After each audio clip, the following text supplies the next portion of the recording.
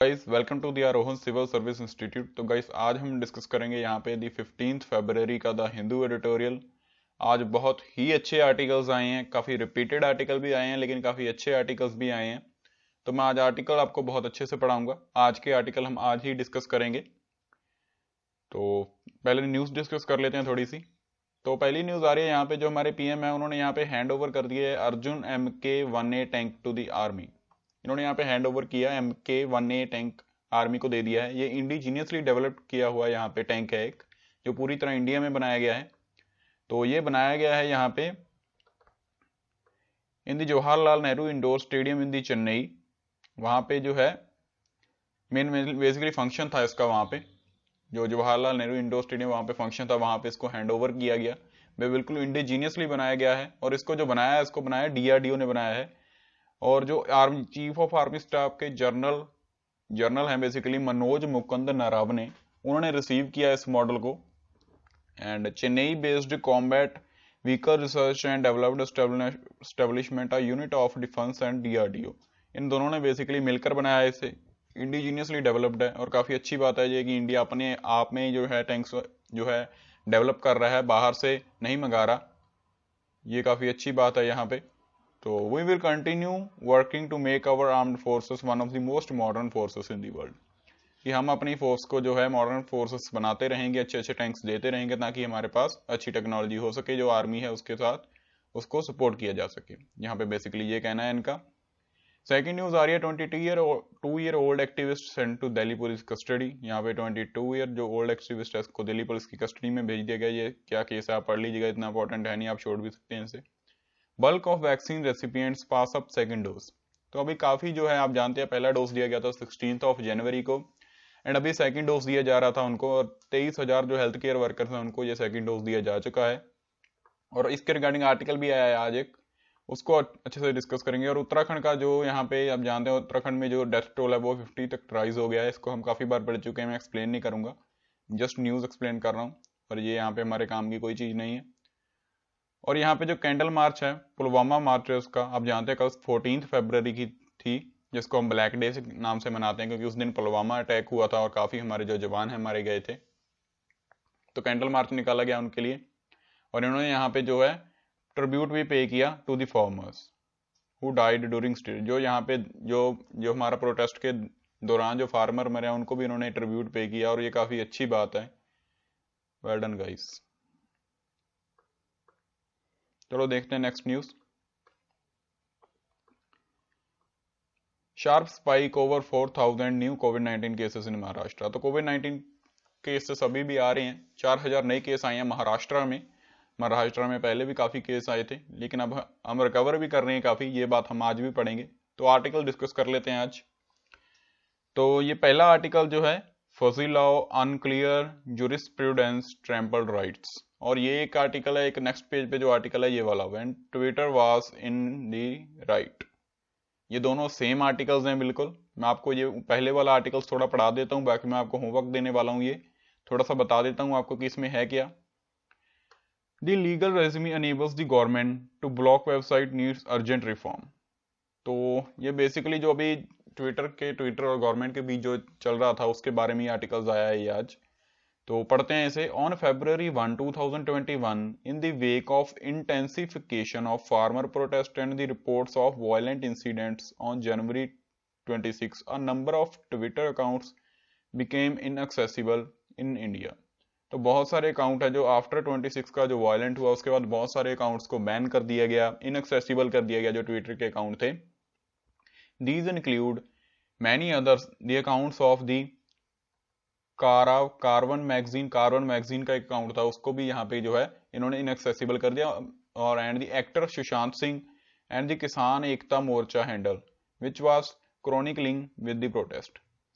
तो इनका ये कहना है कि भाई द कार्बन मैगजीन का यहाँ पे इन्होंने कुछ पोस्ट भी नहीं किया था यहाँ पे रिगार्डिंग किसान एकता मोर्चा, जहाँ किसानों के बदारा जहाँ गवर्नमेंट के इन अपोज में, फिर भी इनका अकाउंट जो इनएक्सेसिबल कर देगा। सुशांत सिंह एक्टर, भाई इनका क्या लेना देना, इनका अकाउंट भी इनएक्सेसिबल कर दिया गया। और किसान एकता मोर्चा का हैंडल, उन्होंने पूरी स्टेटमेंट दी थी इसके ऊपर कि भाई हमने कोई हैशटैग नहीं चलाया ऐसा, लेकिन फिर भी जो हमारा अकाउंट है उसको इनएक्सेसिबल कर दिया गया।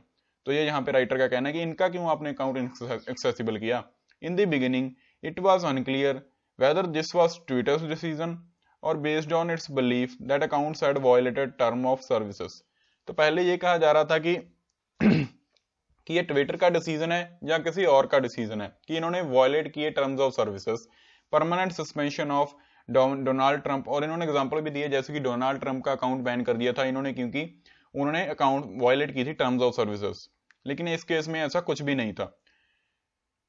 And whether twitter had been ordered to do so by the government और बाय अ कोर्ट, और ये ऑर्डर था जहां की ट्विटर ने टर्म्स ऑफ सर्विसेज की वजह से बैन किया, जहां ये ऑर्डर दिया गया था ट्विटर को बाय द गवर्नमेंट और द कोर्ट। तो ये यहाँ पे कहना है, as outrage mounted the government of India clarified that it had invoked section 69A of the information technology act. तो गवर्नमेंट का कहना था कि भाई इन्होंने क्लियरली जो है इन सेक्शन 69A है इसको इन्वोक किया है। सेक्शन 69A क्या है गाइज, मैंने आपको ऑलमोस्ट आई थिंक 10 या 15 डेज पहले भी बताया था, एक बार फिर से बता देता हूँ। इसके रिगार्डिंग क्या होता है कि अगर कोई भी यहाँ पे जो है साइबर के रिगार्डिंग कोई भी यहाँ पे कोई जो थ्रेट आता है या कोई भी किसी को प्रोवोक करता है या गवर्नमेंट को लगता है कि भाई ये यहाँ पे कोई हमारे लिए हानिकारक हो सकता है, इसने ये पोस्ट किया, ये हमारे लिए अच्छा है नहीं या ये देश के लिए अच्छा नहीं है, उसके रिगार्डिंग जो है उसके वो कोई भी चार्ज डाल सकते हैं बेसिकली, ये यहाँ पे ये एक्ट कहता है। तो इसके रिगार्डिंग क्या, ऑर्डर ट्विटर, जो इन्होंने कहा कि सेक्शन 69A को इन्वोक कर दिया इन्होंने, जो ये अकाउंट्स है, order twitter to block access to these account. तो इसके कारण इन्होंने कहा कि इन ट्विटर अकाउंट्स को ब्लॉक कर दीजिए आप। The reason it appeared was the use of hashtag, और ये बेसिकली हैशटैग जो था जिसके कारण ये सब कुछ हुआ वो ये था, मोदी प्लानिंग फार्मर जीनोसाइड। ये हैशटैग था यहाँ पे जिसके कारण सारे अकाउंट्स को इनको बैन किया गया, लेकिन ऐसा कोई भी यहाँ पे जो था हैशटैग इन अकाउंट्स के द्वारा यूज नहीं किया गया। ये बहुत बार देखा जा चुका है, लेकिन पता नहीं फिर भी क्यों ऐसा हुआ, इनको बैन किया गया। Which was deemed a threat to public order. The merits of this argument aside, the government section 69A order was clearly an overreach even on its own term. तो ये जो 69A आया था बेसिकली ये अपने आप में जो था ओवररीच था टर्म्स में जब ये आया था।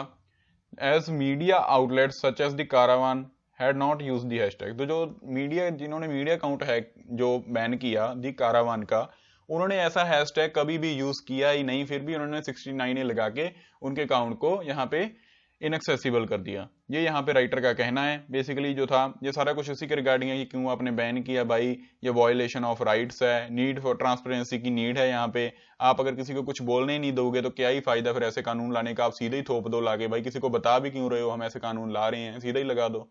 तो ये यहाँ पे बेसिकली राइटर का कहना है। पढ़ लीजिएगा, ऐसे ओवरव्यू दे दिया मैंने आपको। तो नेक्स्ट आर्टिकल देखते हैं आज का जो क्या है। तो नेक्स्ट आर्टिकल है boosting confidence. The government should ensure that the available stocks of vaccine are used efficiently. तो ये रिगार्डिंग आया है कोविड-19 वैक्सीन की गवर्नमेंट के साथ पास जितना भी स्टॉक है यहाँ पे अवेलेबल जो वैक्सीन का, उसको एफिशिएंटली यूज करें। तो ये यहाँ पे राइटर का कहना है, पढ़ते हैं इसे भी थोड़ा सा मैं ओवरव्यू दे देता हूँ आपको। The downward trend in the fresh coronavirus infections in India continues to inspire confidence that the pandemic is on the wane. तो जो कोरोना वायरस इन्फेक्शंस हैं इंडिया में वो कंटिन्यूस टू इंस्पायर कॉन्फिडेंस बता रहे हैं, क्योंकि द पेंडेमिक जो है वो बहुत यहाँ पे नीचे जा रहा है धीरे धीरे। वेन मतलब कि कम हो रहा है उसका जो इफेक्ट है, आप सभी जानते हैं केसेस कम हो रहे हैं। The daily new cases fail below 10,000 for the third time this month. जो डेली न्यू केस है वो 10,000 से नीचे आ गए हैं तीसरी बार इस महीने में। And India tally is now 10.9 million cases. India में अभी टोटल जो थे 9 मिलियन केसेस थे कोरोना वायरस के। And fresh reported fatalities were recorded below 100। And जो फैटेलिटीज हैं फ्रेश वो है रिकॉर्ड की गई हैं वो 100 से नीचे हैं for the 8th time according to health ministry data, health ministry के डाटा के द्वारा। On January 1 there were around 20,000 fresh infection. जब जनवरी 1 के टाइम जो था 20,000 फ्रेश इन्फेक्शन थे, अब जो आ गए हैं 11,000 पर बाय द मंथ एंड। तो ये काफी अच्छी बात है। Should this sharp decline continue for this month too. क्या ये डिक्लाइन जो है कंटिन्यू रहेगा इस मंथ में भी? Then it would be a truly propitious turn of events. तो ये यहाँ पे पूरी तरह टर्न होगा इवेंट्स का। So far around 8.2 million doses of vaccine have been administered to the healthcare workers and some frontline workers अभी तक जो है 8.2 मिलियन डोजेस जो हैं health workers and frontline workers को दी जा चुकी हैं through this is still below first lot of 16.5 million doses of Covishield and Covaxin. तो गवर्नमेंट ने जो ऑर्डर दिया था यहाँ पे मैन्युफैक्चरर्स को 16.5 मिलियन डोजेस का दिया था, लेकिन उसमें जो है सिर्फ 88.2 ही आ सकी हैं और वो हमारे फ्रंटलाइन वर्कर्स उनको लगाई जा चुकी हैं। तो ये उतना नहीं आया है जितना इंडिया ने ऑर्डर किया था। इंडिया की 2 ही वैक्सीन आप जानते हैं, कोविशील्ड एंड कोवैक्सीन।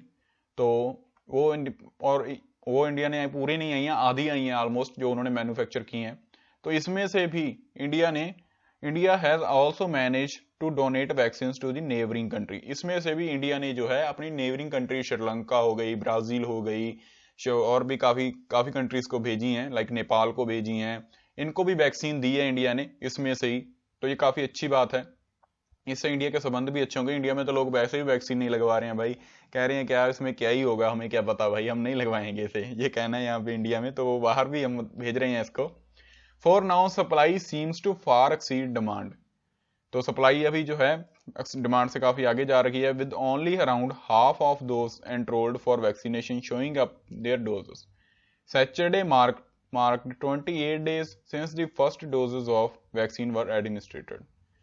तो 28 डेज यहाँ पे हमारा जो रिगार्डिंग इसी में है कि हमारी वैक्सीन काफी अच्छी चल रही है। हमने अपनी नेबरिंग कंट्रीज का एक और भी बता देता हूँ गाइस मैं आपको, कि आप जानते हैं कि जैसे जो मॉडर्न हमारी जो कंपनीज थी जो वैक्सीन बना रही है, like P Pfizer and Moderna, उनका क्या हुआ था गाइस, जो भी यहाँ पे बड़ी कंट्रीज हैं लाइक कनाडा हो गई, यूके हो गई एंड यूएसए हो गई, इन्होंने क्या किया था, उनकी जितनी भी यहाँ पे 2022 तक मैन्युफैक्चरिंग होने वाली है उसका 78% एडवांस में ही बुक कर लिया है उन दोनों कंपनीज का।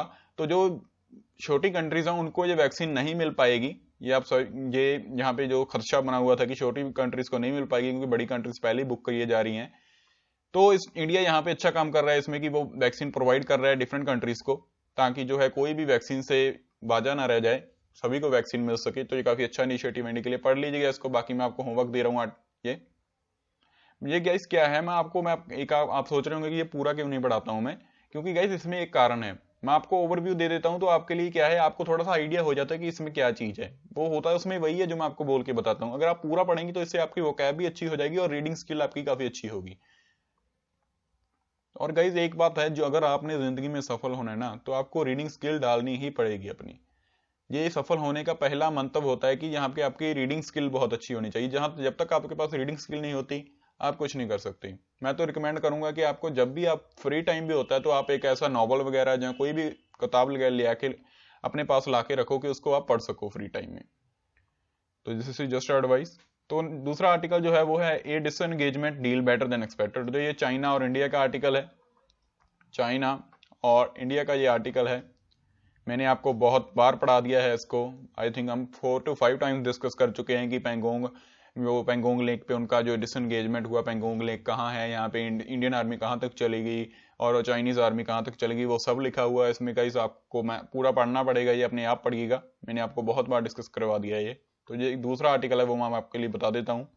तो दूसरा आर्टिकल जो आ रहा है वो है एंडलेस वॉर। ये गाइस थोड़ा सा मैं आपको इसके बारे में बताता हूँ कि क्या है, थोड़ा सा पास्ट में चलते हैं। ये सऊदी अरेबिया और यूएस का है बेसिकली, एंड येमेन का जो आर्टिकल है। तो इसमें फर्स्ट टाइम क्या 2015 की बात है गाइस, जो था सऊदी अरेबिया जो था उसमें एक छोटा सा पार्ट है, लाइक शहर है कोई येमेन, उसमें एक हाउटी नाम का जो है एक ग्रुप है, हाउटी। ये देखिए इसमें मैं आपके लिए मार्क कर देता हूँ, ये हाउटी इस नाम का एक ग्रुप है। इनको जो रेबल कहा जाता है, बेसिकली रेबल जो होते हैं जो कि गवर्नमेंट के जो काम है उनको अपोज करते हैं, बेसिकली विद्रोह करते हैं जो वो है। तो सऊदी अरेबिया जो था कि वो भाई इनको दबा रहा था बार बार येमन में जाकर, वो जो अपनी आर्मी की सहायता से इनको दबाने की कोशिश करता था। तो यूएस जो था उसकी हेल्प कर रहा था, तब भी जो यूएस था सऊदी अरेबिया की हेल्प कर रहा था कि तुम दबाओ भाई इनको, मतलब कि जो है जो भी वॉर वगैरह हो रही है, जहाँ ये जो भी अपोज कर रहे हैं, विद्रोह कर रहे हैं, इसको खत्म करो, हम आपको सपोर्ट करेंगे, हम हथियार वगैरह देंगे आपको। तो 2015 से जो यूएस है वो सऊदी अरेबिया को सपोर्ट कर रहा था। तो उस यहाँ तक अब जाते जाते 2021 आ गया, लेकिन तब तक यहाँ पे कोई भी सऊदी अरेबिया इसको खत्म कर नहीं पाया, जो था हाउटी ग्रुप था उसको खत्म नहीं कर पाया। लेकिन इसके बीच में क्या हुआ कि जो येमन था, येमन बहुत ही पूरेस्ट कंट्री बन गया। वहां पे बेसिकली लोगों के पास खाने के लिए कुछ नहीं बचा, पूरेस्ट कंट्री बन गया वो।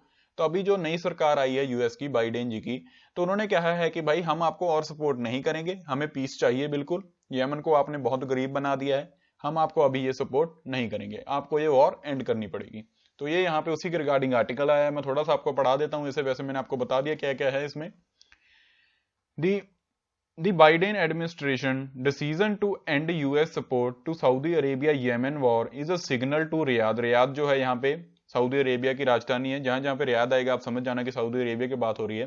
दी ट्रंप ईरा ओपन सपोर्ट, जो ट्रंप के ईरा में जो इनको ओपन सपोर्ट मिल रहा था सऊदी अरेबिया को, वो इंजॉयड किया उन्होंने, काफी enjoyed is the matter of past, ये पास्ट की बात है, तब जो ट्रंप के ईरा के रिगार्डिंग उनको जो सपोर्ट मिला।